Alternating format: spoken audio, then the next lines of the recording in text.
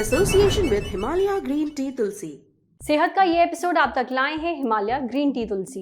ये आपकी इम्यूनिटी और सेहत के लिए फायदेमंद है। इंसान की फितरत ही कुछ ऐसी होती है कि उसको ज्यादातर दूर के ढोल सुहावने लगते हैं। जैसे जिन लोगों के बाल सीधे होते हैं उन्हें घुंघराले बाल चाहिए, और जिन लोगों के घुंघराले बाल होते हैं उन्हें सीधे। सीधे बालों की चाहत में कई लोग हेयर स्ट्रेटनिंग ट्रीटमेंट करवाते हैं, यानी एक ऐसा ट्रीटमेंट जिसमें बाल कुछ महीनों के लिए सीधे रहते हैं कुछ केमिकल्स की मदद से। उन्हें रोज किसी मशीन की मदद से सीधा नहीं करना पड़ता। अब हेयर स्ट्रेटनिंग ट्रीटमेंट भले ही आपको रोज के झंझट से बचा ले, पर ये आपको कैंसर दे सकता है। अमेरिका में एक इंस्टीट्यूट है जिसका नाम है US national institute of environmental health. इसने एक रिसर्च की है। इस रिसर्च को करने में 11 साल का समय लगा, और ये रिसर्च की गई है लगभग 33,000 औरतों पर।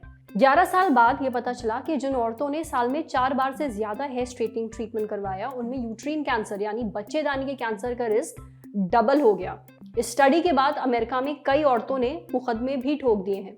अगर आप भी हेयर स्ट्रेटनिंग ट्रीटमेंट करवाते हैं या करवाना चाहते हैं तो सुनिए हमारे देश के डॉक्टर्स आपसे क्या कहना चाहते हैं। जो हेयर स्ट्रेटनिंग का ट्रीटमेंट होता है, इसमें कुछ केमिकल्स यूज होते हैं, जैसे कि पैराबेन्स, बिस्फेनॉल ए और फॉर्मेल्डिहाइड। अब ये रसायन अगर हमारे जो स्कैल्प है, जो हमारी चमड़ी है सर की, उसके कांटेक्ट में ज़्यादा बार आते हैं तो इसका अब्जॉर्प्शन हो जाता है हमारे बॉडी में। मतलब जो स्कैल्प की चमड़ी है उसके थ्रू ये हमारे बॉडी में, हमारे रक्त प्रवाह में जा सकते हैं। इसीलिए ये केमिकल्स बार बार यूज़ करना ठीक नहीं है, हानिकारक है। कि अगर हम बार बार ऐसे ट्रीटमेंट्स करवाएं तो इससे बाल ड्राई हो सकते हैं, सूखे रूखे बेजान हो सकते हैं, और ये कमज़ोर हो सकते हैं, टूटने का डर रहता है, हेयर फॉल और बाल झड़ने की समस्या हो सकती है। ये सब चीज़ें होती हैं।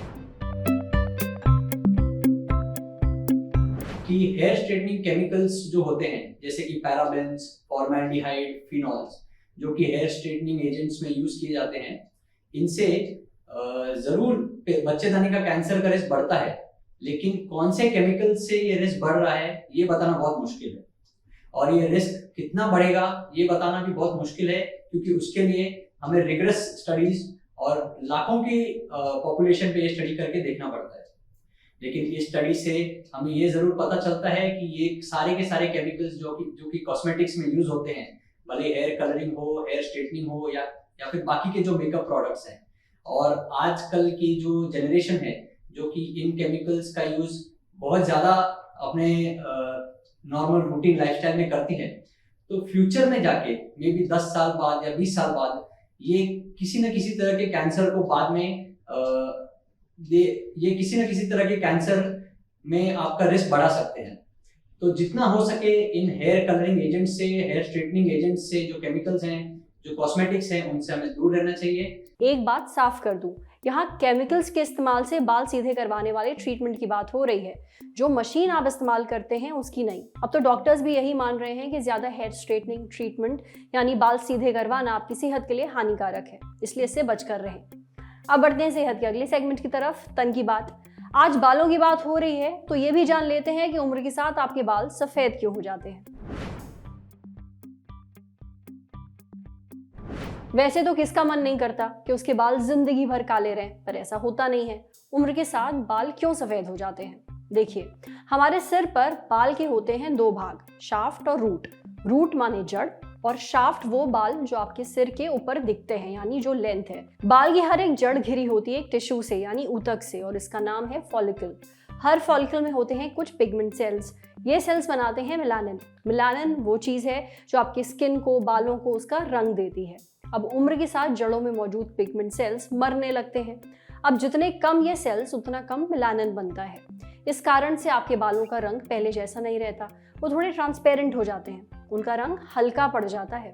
नतीजा, आपके बाल ग्रे, सिल्वर या फिर सफ़ेद लगने लगते हैं।